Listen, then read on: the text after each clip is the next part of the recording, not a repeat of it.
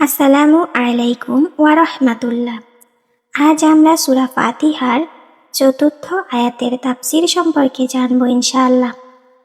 আল্লাহ বলেন, ইয়াকা না'বুদু ওয়া ইয়াকা নাস্তাঈন। আমরা শুধু তোমারই দাসত্ব করি এবং তোমার কাছেই সাহায্য চাই। সূরা ফাতিহার প্রথম আয়াতে আল্লাহ নিজেকে পরিচয় করিয়ে দিচ্ছেন রব শব্দ দিয়ে।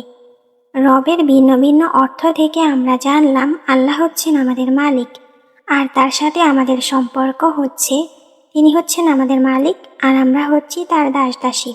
আল্লাহর পরিচয় পাওয়ার পর যারা তার দাসত্ব মেনে নিবে, এই আয়াতটি হলো আল্লাহ তাআলার সাথে তাদের চুক্তি সম্পর্কিত আয়াত।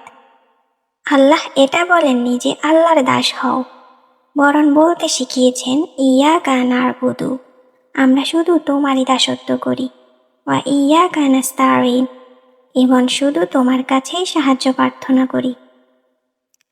আরবে একসময় দাসপ্রথা ছিল। দাসত্ব কি ইচ্ছাকৃত হয় নাকি অনিচ্ছাকৃতভাবে হয়? দাসত্ব অনিচ্ছাকৃতভাবে হয়। কেউই দাসত্বের চাকরির জন্য অ্যাপ্লাই করে না। সাধারণত দাসরা মালিকদেরকে ভালোবাসে নাকি ঘৃণা করে? দাসরা মালিকদেরকে ঘৃণা করে। যদি তারা সুযোগ পায় তবে তারা মুক্ত হতে চায়, এবং যদিও তারা মালিকের প্রশংসা করে সেটা হলো মিথ্যা প্রশংসা। কিন্তু এ সূরা শুরু হয়েছে আলহামদুলিল্লাহ দিয়ে। প্রশংসা কৃতজ্ঞতা মহান আল্লাহ তাআলার জন্য। সত্যিকারের আসল প্রশংসা এই মালিকের। এটা কিভাবে সম্ভব? এর কারণ হচ্ছে আল্লাহ তাআলা আপনাকে তার দাসত্ব গ্রহণের জন্য জোর করেন না। আপনাকে এই উপলব্ধি নিজ থেকে করতে হবে। তাই তিনি এটা বলেননি যে আল্লাহর দাস হও, বরং বলতে শিখিয়েছেন ইয়াকা না'বুদু, আমরা তোমারই দাসত্ব করি, ওয়া ইয়াকা নাস্তাঈন, এবং তোমার কাছে সাহায্য প্রার্থনা করি। আমাদেরকে নিজ থেকে আল্লাহর দাসত্ব করতে হবে। ইসলাম ধর্ম আপনাকে ফাতিহাতে বলে দিচ্ছে তোমাকে মুসলিম হতে কেউ জোর করতে পারবে না। তোমাকে নিজ থেকে আল্লাহর কাছে আসতে হবে, আল্লাহর দাসত্ব গ্রহণ করতে হবে। আর কেন আপনার আল্লাহর দাসত্ব গ্রহণ করা উচিত? আল্লাহর দাসত্ব করা উচিত সূরা ফাতিহার প্রথম 3 আয়াতের জন্য। আপনি যদি সত্যিই বুঝে থাকেন আলহামদুলিল্লাহ এর মানে কি, রব্বিল আলামিন এর মানে কি, আর রহমানির রহিম ও মালিকি ইয়াউমিদ্দিন এর মানে কি, আপনি যদি এগুলো বুঝে থাকেন তাহলে সব মিলিয়ে এটা বলার জন্য যথেষ্ট, হে আল্লাহ, আমি তোমার দাস। আমি নিজের ইচ্ছায় কাজ করতে চাই না, আমি সেটাই করতে চাই যেটা তুমি চাও আমি করি। কারণ যা তুমি চাও তা আমার চাওয়ার থেকে অনেক গুণ উত্তম। কারণ তুমি আমার রক্ষক, তুমি আমাকে ভালোবাসো আমার কল্পনার থেকেও অনেক বেশি, এবং তোমার ভালোবাসা আমি সর্বদা পাই। আল্লাহ তার দাসত্বের আগে তার ভালোবাসার কথা বলেছেন।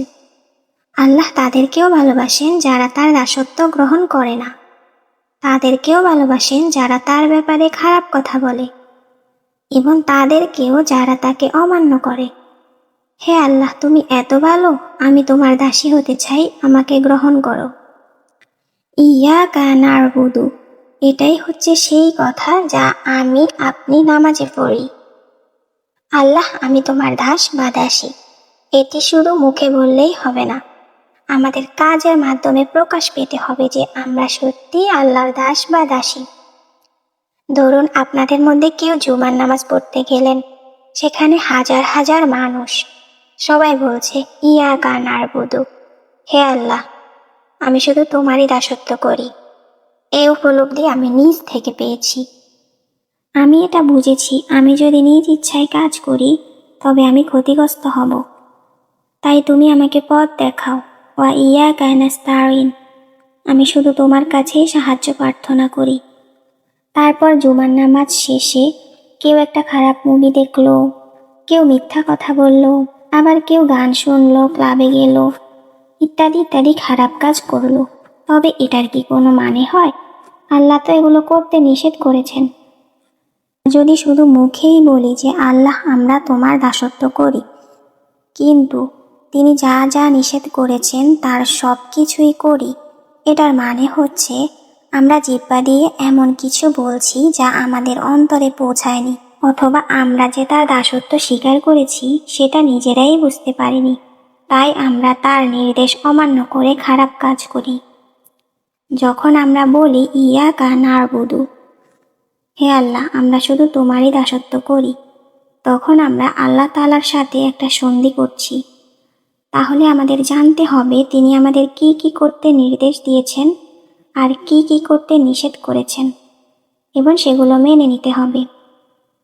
এরপর ইয়াকা নাস্তাঈন, আমরা কেবল তোমার কাছেই সাহায্য প্রার্থনা করি। যখন আমরা সিদ্ধান্ত নিব যে আমরা আল্লাহ তাআলার দাস বা দাসী হতে যাচ্ছি, তখন আমাদের বুঝতে হবে যে এটা কোনো সহজ জিনিস না। এটা আল্লাহ তাআলার সাথে আমাদের একটা বড় অঙ্গীকার, তাই আমাদের সাহায্যের প্রয়োজন। তাই আমরা বলি, হে আল্লাহ আমরা তোমার দাসত্ব মেনে নিয়েছি, যাতে আমরা তোমার দাসত্ব করতে পারি আমাদেরকে সাহায্য করো।